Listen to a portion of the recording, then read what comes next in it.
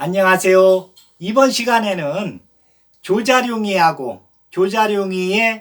그 부인이 되는 번씨 부인 그 이야기를 집중적으로 하겠습니다.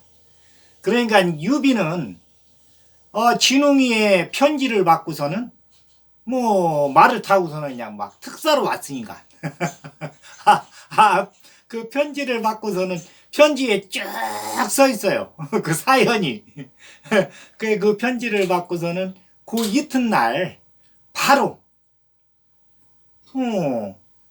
계양 관청으로다가니 왔습니다. 그러니까 그 편지에는 어떻게 써 있느냐면은 이 번씨 자매에 대해서 그 자세하게 써 있어요.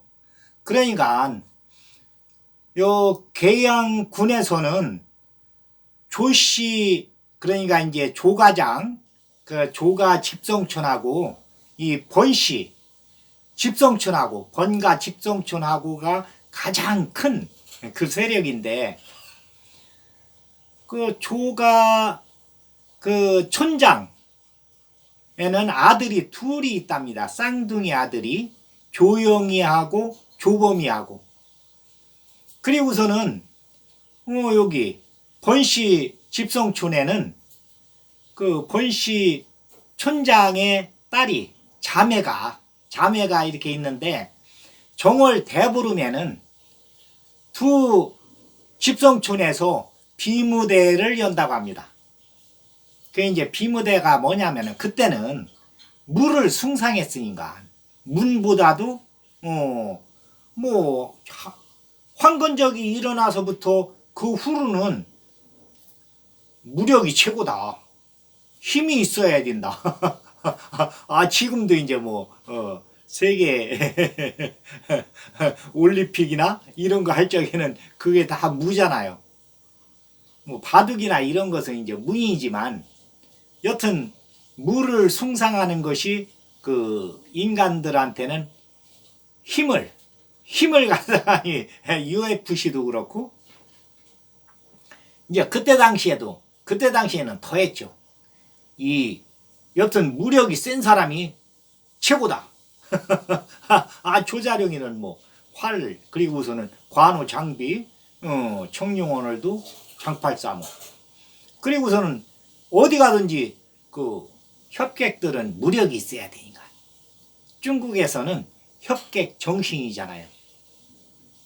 그게 이제 정월 돼버리면은 비무대회를 여는데, 그런데 이제 진짜로 이제 사람 목숨까지, 그래 이제 사람 다치게까지는 안 하지만은 누가 우위에 있느냐, 이것은 이제 지금 얘기하자면 이제 복싱을 할 적에는 글러브를 끼고 하듯이 이제 보호장치를 하고서는 시합을 하는 거예요. 그런데 이 조가 집성촌에서 조가장에서 계속 이겼어요. 이 조범이 형제가 이렇게 나오면서, 그리고 이제 조범이보다 조영이가 형이 이제 훨씬 더 이제 좀 센인간. 그래가지고서는 항시 우승은 하여튼에 집정촌에서 10명씩 나와가지고서는 계속 붙어가지고서는 한 명 떨어지면 또 그 사람이 연승을 계속 해가는 거예요. 그래가지고서는 이제 어느 집성촌이 세냐 이것을 이제 하는데, 여튼 조가장에서 계속 이기는 거예요. 그러니까 이 번가 집성촌에서는 어떻게 하면은 조가 집성촌을 이길 수가 있을까? 그거를 이제 고민을 합니다. 그러니까 이제 우승한 뒤로는 이제 황소 10마리를 주는 거니까, 그러니까 조가 집성촌에는 정월 대보름이면은 황소 10마리가 저절로 와요. 이 번가 집성촌에서. 그러니까 번가 집성촌에서는 그 촌장한테 압력이 계속 들어옵니다. 그 자매를 갖다가니 출전을 시키면은 우리가 이길 수가 있겠는데 왜 출전을 안 시킵니까? 이때 이제 본씨 자매들이 18살이 됐을 때, 그러니까 이제 조범이 형제도 28살이 됐죠. 이때가 10살이 많으니까. 이때 이제 그 번시 집성촌에서 그 언니가 출전을 해요. 그런데 이제 최고 마지막에 이제 10명 중에서 최고 마지막 선수로 나가기로 그렇게 하고서는 남장을 하고 그 여장분인가. 그리고서는 연검의 달인입니다. 그 연검이 뭐냐면은 허리띠를 가죽으로 이렇게 두르는데 그 가죽 안으로다가니 검을 갖다가니 넣어가지고서는 딱 장착을 하는 거예요. 그러니까 검이 이렇게 싹 허리를 휘두르고 있어요. 이렇게 휘어가지고 딱 피면은 쫙 이게 공력이 들어가면은 일직선으로 되지만은 이 공력에 대해서 움직이면서 뱀처럼 이게 이렇게 움직입니다. 그게 이제 연검이에요. 그런데 이 언니가 연검으로다가니 파리도 두둥강이 내니까 콩을 던졌다 하면은 두둥강이 내는 거예요. 그 정도로 아주 날렵하면서 눈썰미가 아주 세면서 이럽니다. 그러니까 이 본가 집성촌 청년들이 삼노들하고 다 이거 알아요. 이렇게 무력이 세다. 그때는 뭐 그 남녀 구분이 그렇게 희박했어요.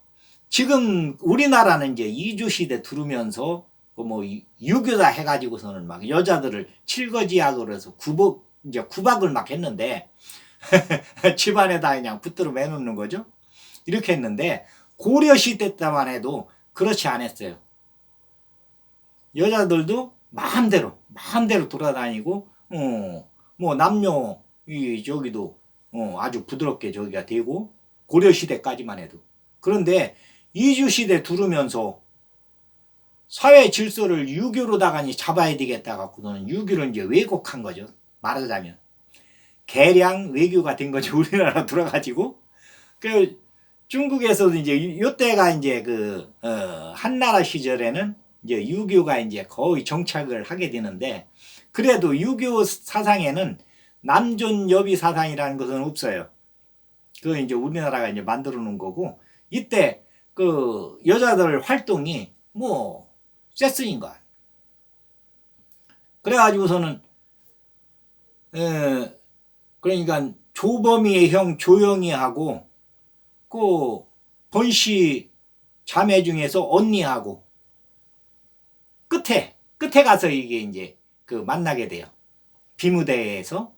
그런데 이제 어떻게 되느냐면은 30m 관역을 놓고 그러니까 이 조범이 형제는 활에 대해서는 명순인간, 호랑이 잡는 사냥꾼인간.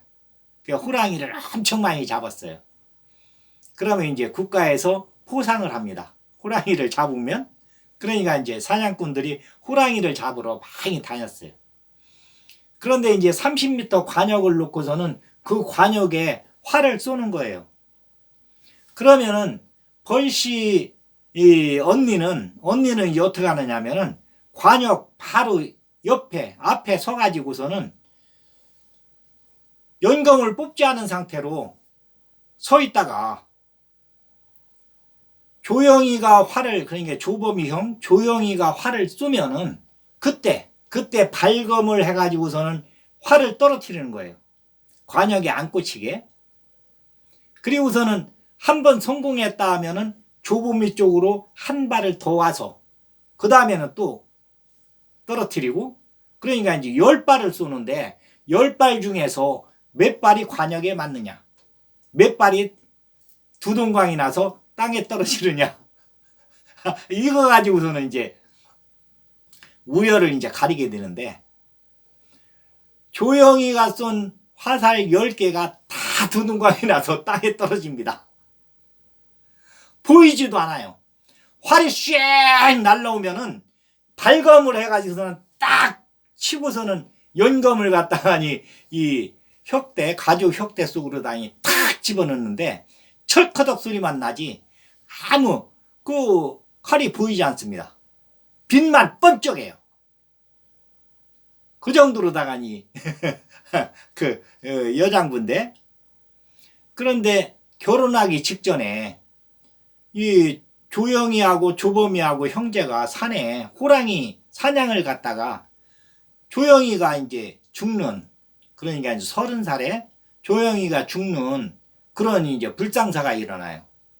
그러니까 이 번씨 자매가 20살에 이제 서로 촌장끼리 이제 얘기해가지고, 그쪽 쌍둥이하고 우리 쌍둥이하고 겹사돈으로 해서 결혼을 시킵시다.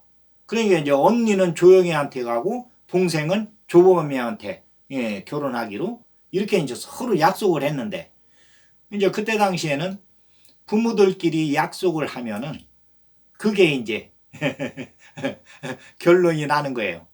그 뱃속에 들어있을 적에도 자네하고 나하고 사돈삼 때 자네 아들이건 딸이건 하나를 낳고 내가 아들이든 딸이든 낳는데 둘이 성별이 틀리면은 사돈삼 때 이래가지고 결혼한 사람들도 많아요. 옛날에 그 처녀 총각들은 어른들이 얘기하면은 그게 곧 법입니다. 또 삼노가 얘기하면은 그게 곧 집성촌에서는 법이에요. 그래가지고서는 조씨 형제들하고 이쪽 번씨 자매하고는 결혼을 하기로 서로 이렇게 혼약이 오고 갔어요. 그런데 결혼하기 직전에 그 형이 죽은 거예요. 그런데 이 자매 언니는 나는 이미 조영이하고 결혼한 사람이다 하고서는 머리를 올립니다. 그게 이제 머리 올리는 것이, 남자들은 결혼을 하게 되면은 상투를 틀어요. 위로 머리를 올려가지고, 그러면 이제 어른 대우를 해요. 나이가 어리더라도 상투를 틀고서는 갓을 쓰게 되면은 어른입니다. 그런데 총각은 상투를 틀 수가 없어요. 그러니까 뒤로다가 봉두남말을 하고서는 다닙니다. 총각은 나이가 아무리 많이 들었어도 어른 취급을 안 해요. 여자들은 이제 결혼을 하게 되면 머리를 올린다 이러는데, 이제 여기 비녀를 꽂는 거죠. 머리를 올리고, 처녀들은 머리를 땁니다. 뒤로 쭉 늘어지게 엉덩이까지 머리가 내려오게 머리를 따요. 그 머리를 이렇게 올리게 되면은 그것은 이제 지아비가 있다는 거예요. 그러니까 이 언니가, 그러니까 조범이가 얘기할 적에는 형수도 되고 처형도 돼요. 그러니까 형의 부인이라고 뭐 행세를 하니까 아직 손 한 번 안 잡아보고 비무대에서 그 만난 거 그 인연인데, 여튼 지아비로다가니 내가 삼겠다. 안 그러면은 세상에 이름을 날리고 품격이 있으면서 장군 그러한 제목이 되며, 또 조시성을 가진 사람, 그런 사람이 만약에 나타나면은 결혼을 하겠다. 조건이. 그런데 이 계양군에서는 그런 사람이 없습니다. 조시 십성촌에서도 조영이를 따라갈 만한 그런 저기가 없어요. 그러니까 이제 계속 13년 동안 이제 그 자매간에 여기 이제 같이 이렇게 이제 생활을 하게 됐는데, 이 조범이가 볼 적에는 조자룡이가 거기에 딱 합당돼요. 그런데 이제 너무 기쁜 나머지, 그러니까 그 형수 겸 자형이 처형이 그렇게 이제 13년 동안 옆에서 그 언니를 보면서 이제 동생이 와서 이제 계속 이야기를 하니까, 언니의 짝으로 조자룡이, 그러니까 이제 그 언니도 장판파에서 조자룡이가 80만 대군을 막 뚫고서는 아들을 품에 안고서는 팥죽지세로 80만 대군이 그냥 쫙 물결이 갈라지듯이 갈라지면서 창의 명수고 청홍검을 가지고서는 그 막 아귀같이 되면서도 아들을 구해가지고 나왔다. 그 이야기를 이제 듣고 나서 그 언니가 몇 번 얘기를 하더랍니다. 조자룡이와 같은 장군이 또 없겠느냐. 내 맘 같아서는 한번 가서 얼굴이라도 보고 싶다. 그 동생이 이제 조범이 처가 조범이한테 와가지고서는 언니가 그 조자룡 장군 이야기를 하면서 한숨을 몇 번 쉬더랍니다. 그 이야기를 들었거든요. 그러니까 조자룡 장군을 딱 조범이가 봤을 때 딱 그 어떤 형님으로 모신다고 하면서 내 저기 처형 그러니까 형수를 갖다가니 짝을 이렇게 해줘야 되겠다. 이런 사람은 다시 없다. 그게 너무 기쁜 나머지 성으로 들어오자마자 그걸 이제 참고서는 유비나 조자룡이 왔을 때 그 제갈공명이 왔을 때 그 높은 사람들한테 이야기를 했어야 되는데 순서가 틀린 거야. 순서가 너무 좋은 나머지 그냥 언니를 언니를 오라고 하시오 해가지고서는 그 언니도 이제 조자룡이 장군 이야기는 몇 번 들었고 와서 딱 보니까 기품이 있고 대장군감이고 같은 조씨고 그러니까 이제 넙죽초를 하면서 마음에 딱 들은 거예요.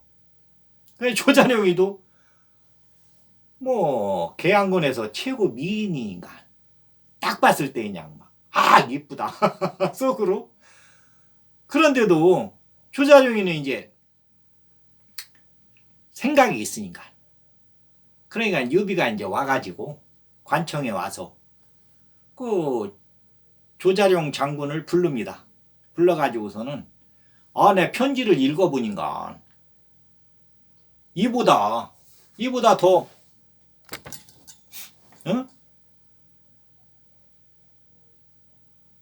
이런 규숙감이 없는데 왜 그렇게 사단을 만들었느냐. 그러고서는 이제 묻습니다. 그러니까 이제 조자룡이가 하는 이야기가 주군께서는 그거 모르고 하는 말씀입니다. 내가 조범이가 항복하자마자 조범이하고 의형제를 맺었는데 그러니까 그 조범이 말로는 자기 형수가 되면서 처형이 된다고 하는데 그 언니를 내가 취하게 되면은 그러면은 세상 사람들이 나를 어떻게 보겠습니까? 나를 막 욕하고 침을 뱉을 거 아닙니까? 사리를 모르는 사람이다. 저 사람은. 그럴 거 아닙니까? 그리고 두 번째는 그 부인이 나한테 온다고 하면은 재가를 하는 건데 내가 그냥 아주 속속들이 그 내용은 잘 모르겠지만은 그러면은 이는 죽은 지아비에 대한 절개를 내가 꺾는 것이 아닙니까? 그 의리를 꺾는 게 아닙니까? 그리고 세 번째는 조범이가 나한테 항복을 했는데 항복을 하자마자 뭐 의형제니 그 형수를 나하고 뭐 이렇게 맺어주느니 이렇게 하는데 그 진정성이 의심이 됩니다. 그래서 내가 우선 감옥에 가뒀습니다. 그리고 더욱이 나는 이제 주공을 따라서 나선 지 지금 20년.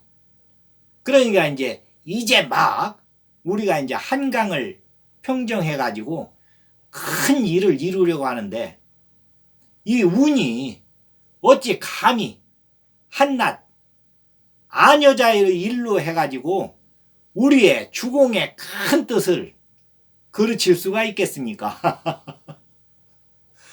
나는 그 조범이를 용서해 주는 것은 그것은 뭐 주공의 뜻에 따라가 있지만은 그 아녀자의 나의 부인이 된다고 뭐 되라고 이렇게 하는데 그 아녀자의 일로 주공의 큰 뜻을 그르칠 수는 없습니다. 이럽니다. 그러니까 유비가 속으로 천하의 충신이로고 그러면서 아주 그냥 흐뭇해요. 그러니까 제갈공명도 그러니까 이제 그때는 어떻게 됐냐면은 총각이나 처녀 때는 부모가 얘기하다든지 윗사람들이 삼노가 얘기하면은 그대로 따라야 돼요. 그런데 이제 남자는 그 상투를 올리고 그러니까 이제 어른이 되는 거죠. 여자는 머리를 올리고 그러니까 이제 어른이 되는 거예요. 비녀를 꽂게 되면 머리를 올려가지고 그때부터는 본인의 의사가 가장 중요해요.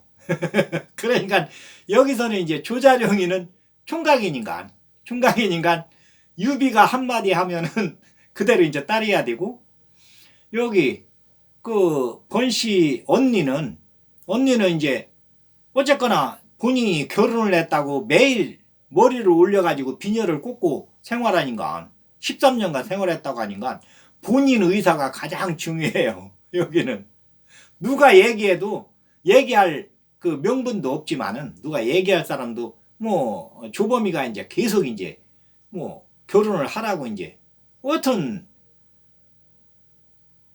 결혼 얘기만 나왔지 결혼한 것도 아니에요. 형하고. 그런데 형수로 대접을 하면서 결혼을 하라고 해도 나는 세 가지 조건에 충족하지 않으면 결혼을 안 하겠다. 이게 지금까지 이제 일관되게 나온. 그러니까 유비가 이제 조장군 알았으니까 군막에 가서 거 가서 쉬고 계시오. 그래 이제 조자룡이 군막으로 왔어요. 거기서 이제 쉬고 있는 거예요. 그러니까 유비가 이제 제갈공명하고 상의를 합니다. 그러니까 제갈공명이 이제 얘기를 해요. 조자룡이는 주군의 한마디면은 뭐 결혼을 하고 안 하고 그것은 결판 나는 겁니다. 그런데 이쪽은 조범이한테 다시 한번 얘기를 들어보고 그 다음에 결정을 하는 것이 좋겠습니다. 이럽니다. 그러니까 유비가 이제 진웅이를 불러요. 진웅이를 불러가지고 그 옥에 가서 그 조범 태수를 집에 가서 3일간 쉬었다가 3일 후에 여기 관청으로 오라고 해라.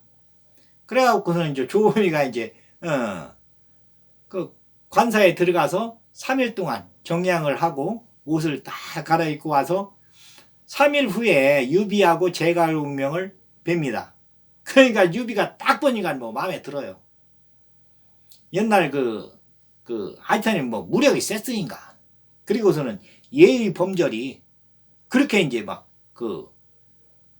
깍듯할 수가 없어요. 그러니까 조범이를 유비가 여기 옆으로 오시오. 그래가지고서는 이제 옆에 이제 이렇게 앉혀놓고서는 상을 봐와라. 그래가지고서는 이제 술장을 이제 놓고서는 술을 한잔 하면서 내 사연은 진웅이가 이렇게 편지를 해가지고 자세하게 들었는데 그래도 다시 한번 얘기를 들어봅시다. 그러니까 조범이가 이제 얘기를 해요. 조자룡이를 딱 봤을 때 마음에 들었고 그래서 항복을 하고서는 의형제를 맺었는데 그러면서 행동거지를 보니까 내가 장판파에서 그렇게 이제 막 80만 대군을 뚫고 나오고 그 얘기는 풍문으로 해서 우리 계양군에서는 모르는 사람이 없습니다. 그렇지만은 딱 앞에서 실물을 봤더니 더 뛰어납니다. 그래서 우리 저기 형수님 겸 처형을 이렇게 이제 맺어주려고 했었는데 내가 너무 성급했나 봅니다. 이럽니다. 그런데 그때 이제 그러니까 관청 바로 뒤에 관사니까 관사에는 지금 조범이 가족들이 그러니까 이제 번씨 자매도 이제 거기서 생활하고 있었어요. 그러니까 조범이의 부인 그러니까 이제 동생이죠. 자매 중에 동생이 거기서 나옵니다. 나와가지고서는 유비하고 제갈공명한테 인사를 딱 하는 거예요. 그러니까 유비가 보니까 천하일색이에요. 그 언니는 더 이쁘다고 합니다. 제갈공명도 딱 보고서는 그냥 탄복을 해요.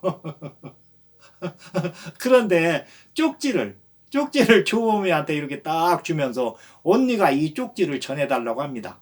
그러고서는 아유 쉬십시오. 그러고서는 이제 안으로 들어가요.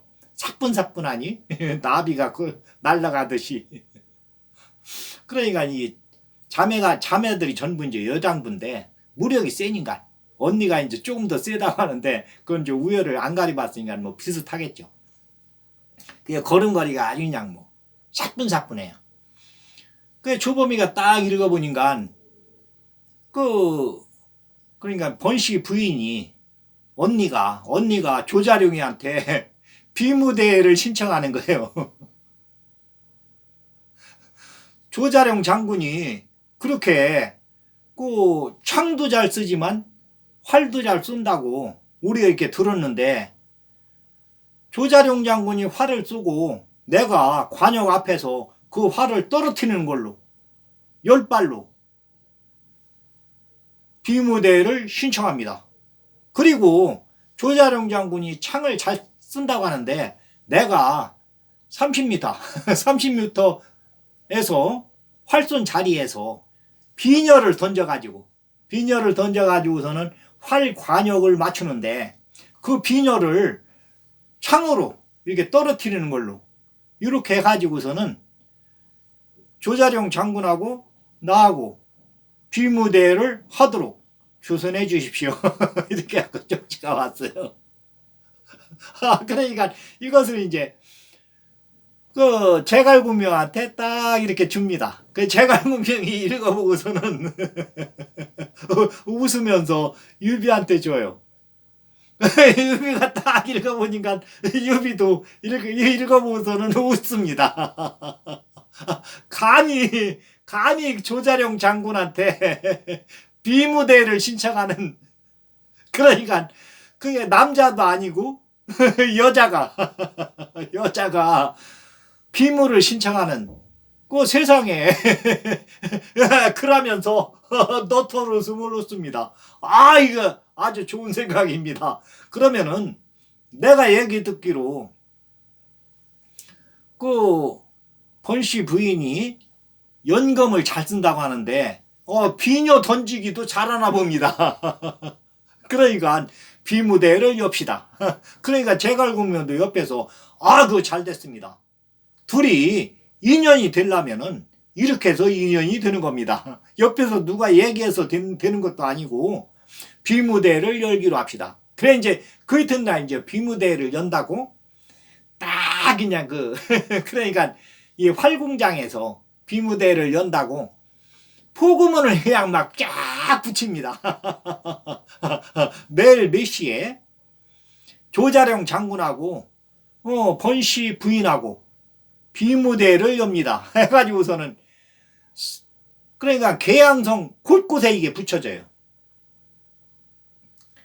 그러니까 이제 계양성 안에서 난리가 났습니다. 조자룡 장군을 보고 싶어 했었는데 이 계양성 그 백성들이 조자룡 장군 하면은 장판파에 그 80만 대군을 그냥 대쪽을 쪼개듯이 쫙 가르면서 아들을 품에 안고서는 그 창을 흔들으면은 창이 사람이 안 보이고 창 빛깔만 번쩍번쩍 이렇게 나는데 대단한 장군이다. 하늘이 낸 용사다 해가지고서는 이 계양군까지도 다 소문이 났었는데 이 백성들이 그냥 지금 이제 겨울이니까 농사질 일도 없고 할 일도 없는데 아주 잘 됐습니다. 그래서는 그 활공장으로 막 이제 새벽부터 돈 보여들어요. 그러면서 왈가왈부합니다. 번씨 부인이 연금을 잘 쓴다고 하는데 그러니까 그 조가 집성촌하고 번가 집성촌하고 비무대를 할 때 지금 태수의 형 조영이가 그렇게 뛰어난 활의 명수라고 했는데 그 활을 다 떨어뜨리지 않았느냐. 그러면서 한쪽 편에서는 번씨 부인의 편을 들고 한쪽 편에서는 조자룡이 그래도 그 장판파에서 80만 대군을 뚫고 나온 조자룡이의 솜씨를 우리가 말로만 들었지만은 그게 사실이 아니면 소문이 났겠느냐. 이러면서 조자룡이 편을 들게, 한쪽 편에서는 들게 되고, 이렇게 해가지고서는 막 구름과 같이 몰려들었습니다. 관중들이 활궁장에. 이제 그 안에서 비무대를 여는 거예요. 비무대의 이야기는 다음 시간에 하겠습니다. 오늘은 여기까지 하겠습니다. 감사합니다.